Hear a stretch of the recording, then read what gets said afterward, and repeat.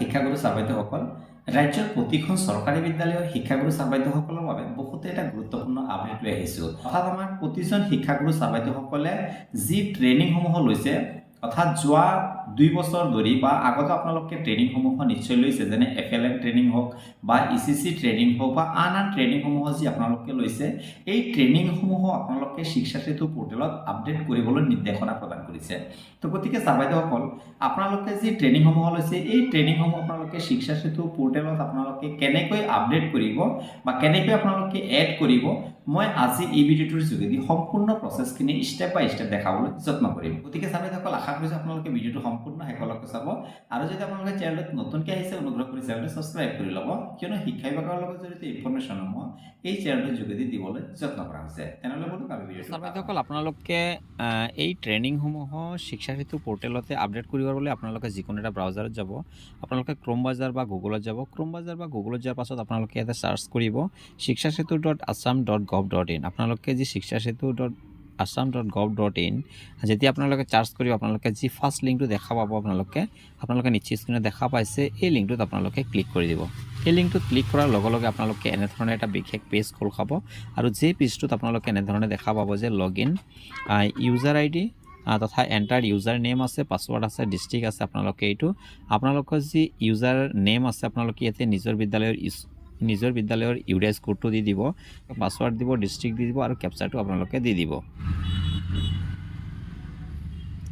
ইয়াৰ পাছত আপোনালোকে ডিষ্ট্ৰিক্টটো চিলেক্ট কৰি দিব। ডিষ্ট্ৰিক্টটো চিলেক্ট কৰাৰ পাছত আপোনালোকে কেপচাৰটো যেনেকৈ আছে আপোনালোকে ফিল আপ কৰি দিব। কেপচাৰটো দিয়াৰ পাছত আপোনালোকে জাষ্ট কি কৰিব, যে লগইনৰ যি অপশ্যনটো আছে, এই লগইনৰ অপশ্যনটোত আপোনালোকে ক্লিক কৰি দিব। লগইনটো অপশ্যনটোত ক্লিক কৰাৰ লগে লগে আপোনালোকে এনেধৰণৰ এটা বিশেষ পেজ খোল খাব। আপোনালোকে নিশ্চয় দেখা পাইছে যে আপোনালোকৰ নিজৰ বিদ্যালয়ৰ টিচিং ষ্টাফ কিমান আছে, টোটেল এনৰলমেণ্ট কিমান আছে, আপোনালোকে গোটেইখিনি এনেধৰণে আপোনালোকে দেখা পাব। ইয়াৰ পাছত আপোনালোকে কি কৰিব, আপোনালোকে লেফ্ট কৰ্নাৰত আপোনালোকে চাব যে আপোনালোকে লেফ্ট কৰ্নাৰত 3টা আঁচ দেখা পাইছে, আপোনালোকে এই 3টা আঁচত আপোনালোকে ক্লিক কৰি দিব। যেতিয়া আপোনালোকে এনেধৰণে ক্লিক কৰিব,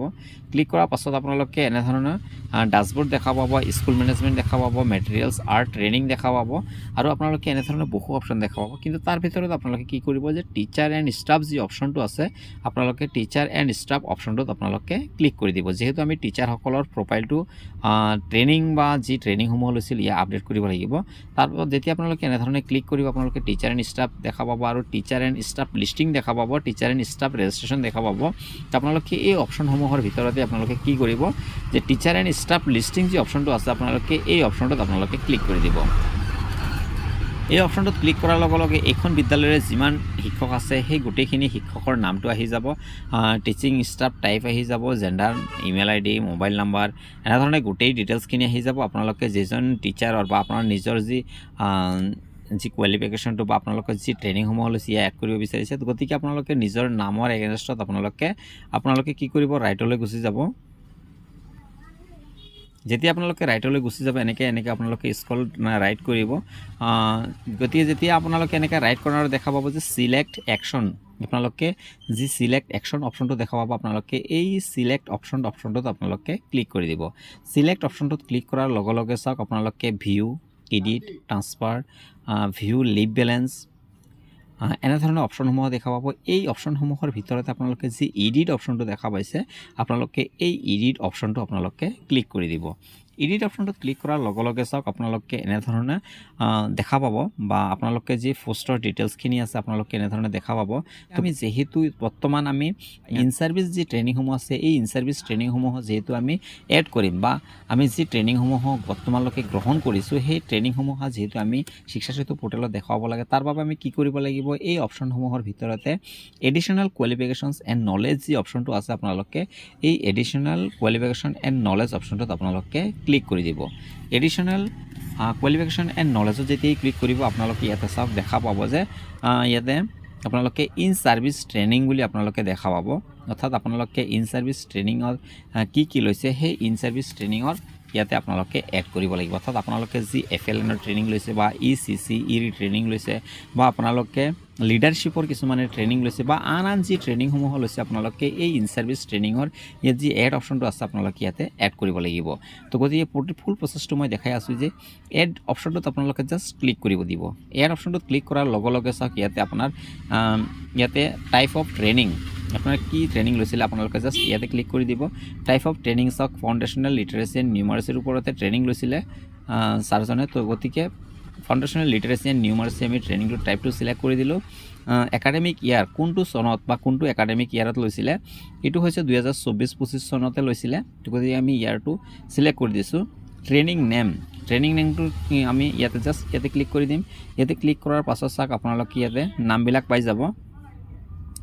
যে 5 days ষ্টাৰ লেভেল ট্ৰেইনিং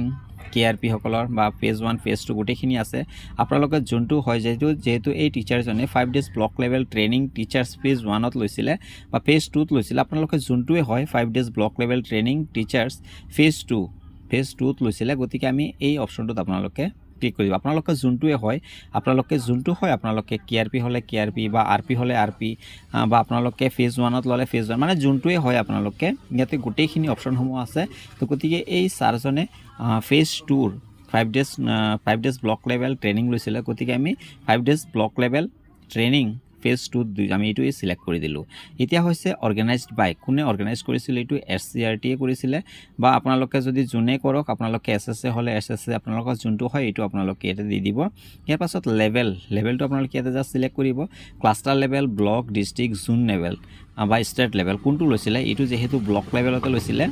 ইয়াৰ বাবে আমি ব্লক চিলেক্ট কৰি দিলোঁ যদি কোনোবা জোন লেভেলত লৈছিল বা ক্লাষ্টাৰ লেভেলত লৈছিল আপোনালোকে সেইটো হিচাপত আপোনালোকে এইটো চিলেক্ট কৰিব যেহেতু এইটো ব্লকতে হৈছিল গতিকে আমি ব্লক লেভেল এইটো দিলোঁ মোড অফ ট্ৰেইনিংটো মানে ৰেচিডেঞ্চিয়েল হৈছিল না নন ৰেচিডেঞ্চিয়েল হৈছিল এইটো নন ৰেচিডেঞ্চিয়েল ট্ৰেইনিং লৈছিলে তো গতিকে নন ৰেচিডেঞ্চিয়েল আমি দিলোঁ ষ্টাৰ্ট ডেট এতিয়া কিমান তাৰিখৰ পৰা এই ট্ৰেইনিংটো আৰম্ভ কৰা হৈছিল তো গতিকে আমি সেইটো চিলেক্ট কৰাৰ বাবে আপোনালোকে যেতিয়াই চিলেক্ট কৰিব এনেকৈ আপোনালোকে এইটো আগষ্ট মাহৰ অৰ্থাৎ 2024 চনৰ আগষ্ট মাহতে লোৱা হৈছিল গতিকে আমি এনেকৈ এইটো আমি যেতিয়া ক্লিক কৰিম এইটো আগলৈ আহি গৈছে চাওক আগষ্ট 2024 আছে কিমান তাৰিখৰ পৰা আৰম্ভ হৈছিল এইটো 27ৰ পৰা আৰম্ভ হৈছিল গতিকে ষ্টাৰ্টিং ডেট 27 আগষ্ট 2024 আমি ষ্টাৰ্ট ডেটটো চিলেক্ট কৰি দিলোঁ এতিয়া এণ্ড ডেটটো কিমান তাৰিখত শেষ হৈছিল যিহেতু 5 দিনীয়া আছিলে তো এইটো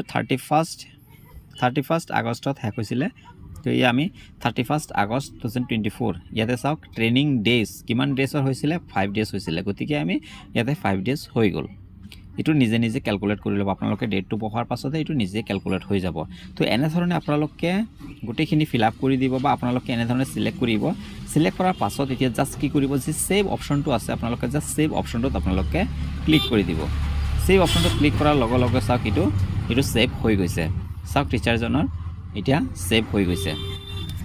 নিশ্চয় আপোনালোকে দেখা পাইছে তো এতিয়া কথা হ'ল যদি টিচাৰজনে ফিল আপ কৰোঁতে যদি কিবা এটা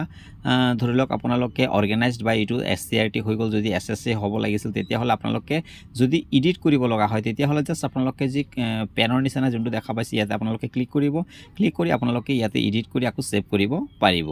গতিকে এইটো ঠিকে আছে আমি সেভ নকৰোঁ যদি আপোনালোকে ডিলিট কৰিব লগা হয় তেতিয়াহ'লে ইয়াতে ডিলিট অপশ্যনটো অলৰেডি আছে আপোনালোকে দেখা পাইছে ডিলিট অপশ্যনটোত কৰিও আপোনালোকে ডিলিট কৰিব পাৰিব তো এতিয়া কথা হ'ল নেক্সট আৰু আমি ইন ছাৰ্ভিচ ট্ৰেইনিঙত আৰু ট্ৰেইনিং লৈছিল যেনে ECC ট্ৰেইনিঙো লৈছিলে বা কিছুমানে আৰু বেলেগে ট্ৰেইনিং লৈছিলে ঠিক তেনেকৈ এইটো আমি যেনেকৈ কৰিলোঁ ঠিক তেনেকৈ আপোনালোকে এডত গৈ আপোনালোকে পুনৰ আকৌ ট্ৰেইনিংসমূহ আপোনালোকে ইয়াতে কৰিব পাৰিব তো ছাৰ বাইদেউসকল আপোনালোকে এনেধৰণে আপোনালোকে কি কৰিব পাৰিব আপোনালোকে ট্ৰেইনিংসমূহ এড কৰিব পাৰিব কিন্তু ইয়াতে কাম সম্পূৰ্ণ শেষ হোৱা নাই ইয়াৰ পাছত আপোনালোকে হ'ল ফিউচাৰ ট্ৰেইনিং প্ৰিপাৰেঞ্চৰ যদি আপোনালোকে ইন ফিউচাৰত কিবা ট্ৰেইনিং ল'ব লগা আছে তেতিয়াহ'লে আপোনালোকে ইয়াতে সেইটো আপোনালোকে এড কৰিব পাৰে তো গতিকে আপোনালোকে এনেকৈ এডত ক্লিক কৰি আপোনালোকে এনেধৰণৰ ট্ৰেইনিংসমূহ আপোনালোকে এড কৰিব পাৰিব আৰু ইয়াৰ পাছত কথা হ'ল যে ইয়াতে আমাৰ সম্পূৰ্ণ শেষ হোৱা নাই এতিয়া যেতিয়া আপোনালোকে এনেধৰণে এড কৰিব ট্ৰেইনিংসমূহ এড কৰাৰ পাছত আপোনালোকে যি নেক্সট অপশ্যনটো দেখা পাইছে নেক্সট অপশ্যনটোত ক্লিক কৰিব নেক্সট অপশ্যনটোত ক্লিক কৰাৰ পাছত যি আপোনালোকৰ লাষ্ট যি আপডেট অপশ্যনটো আছে